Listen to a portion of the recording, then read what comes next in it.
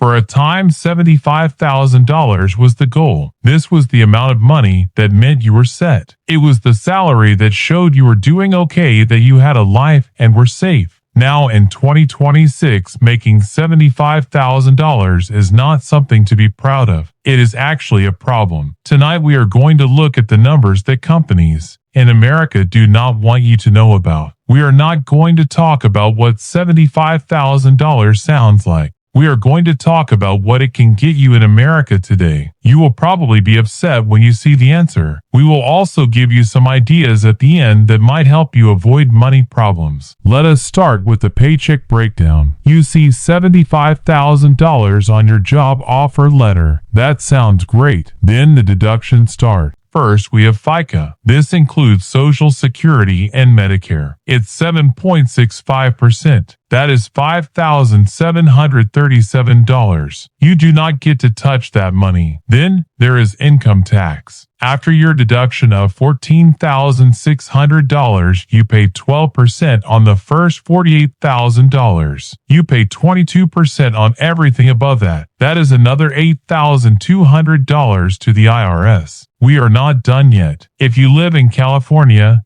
New York, Oregon, or 21 other states, you have to pay state tax. In California, that is another $4,000. In New York, it is $3,500. Add up the tax, FICA, and state tax. $18,000 of your salary is gone. Your $75,000 salary becomes around $57,000. That is $4,750 per month. Here is where things get really bad. The real problem starts here. You are now standing on an edge that was not there 5 years ago. The tax rates are adjusted for inflation. The money in your pocket does not go as far as it used to. If you are lucky, your employer will help with healthcare costs. You will pay around $450 per month for a plan. If you are not so lucky, you will have to pay $700 for a mid-level plan. Here is the really tough part. If you make $75,000,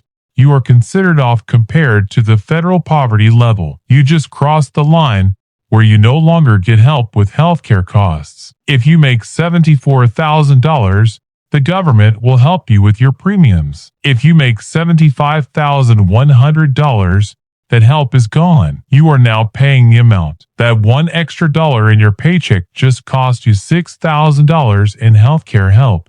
Welcome to the middle class. Now let us talk about where this money dies. In San Francisco, Seattle, or New York City, $4,700 every month is not freedom. It is a cage. A one-bedroom apartment in Manhattan costs around $4,200. That leaves you with $550 for food, transport, student loans, and the fear that one medical bill will ruin you. You are not saving money. You are spending a lot of money just to have a place to live. If you drive 3 hours away from the city, places like Des Moines, Indianapolis, Columbus, that same $75,000 is worth more. We are talking about a mortgage of $1,200 on a 3-bedroom house with a garage. Suddenly you have $2,500 to spare. You get the salary, but the cost of living is different. It is like living in a world. The difference in how money you can save between Brooklyn and Boise is now bigger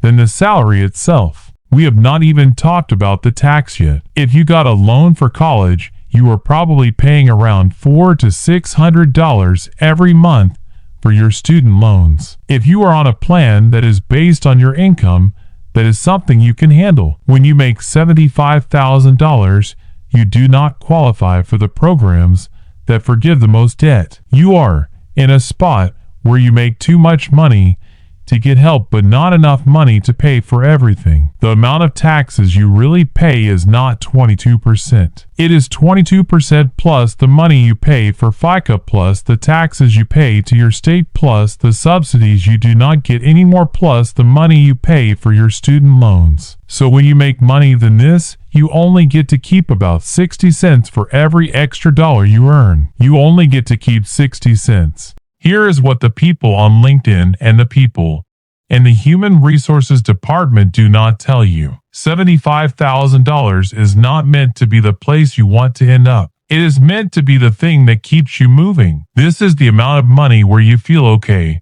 So you do not ask many questions, but you are also stressed. So you keep going to work on Monday. You can pay for your car. You cannot just get up and go when you want to. You can pay for your apartment. You cannot afford to buy a house. You can look like you are doing well. You are not really safe.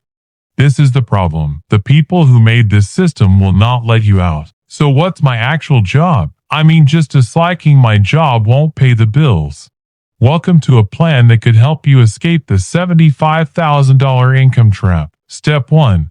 The HSA plan. If your employer offers a high-deductible health plan with a health savings account, take it. Put in the $4,150. This lowers your income right away. You also avoid paying FICA, federal and state tax on that money. Invest it in index funds. By the time you're 65, that account isn't for healthcare costs. It becomes like another IRA. You get a tax advantage. This one move can add $8,000 to your wealth without changing your salary. Step 2. Work smarter. If your job lets you work from home, sometimes try to work from home 3 days a week. Then move a bit outside the city. Your housing costs will drop by 30%. You won't have a commute. Your quality of life will get much better. Step 3. Use your 401k wisely. Put in enough to get the employer match. That's money. It's more than that. Each dollar you put in lowers your adjusted income. If you drop your income from $75,000 to $68,000, you might qualify for ACA's subsidies again. You might also drop to a tax bracket. You can deduct student loan interest again. You're not just saving for retirement, you're paying tax now. 2 people can earn $75,000 in this country. One person lives in Los Angeles. They pay a lot for healthcare. They do not save for retirement. They wonder why they have no money left by the 15th of every month. The other person lives in Cincinnati. They save a lot in their health savings account or HSA. They also get money from their employer for saving for retirement through a 401k match. They pay $800 for an apartment.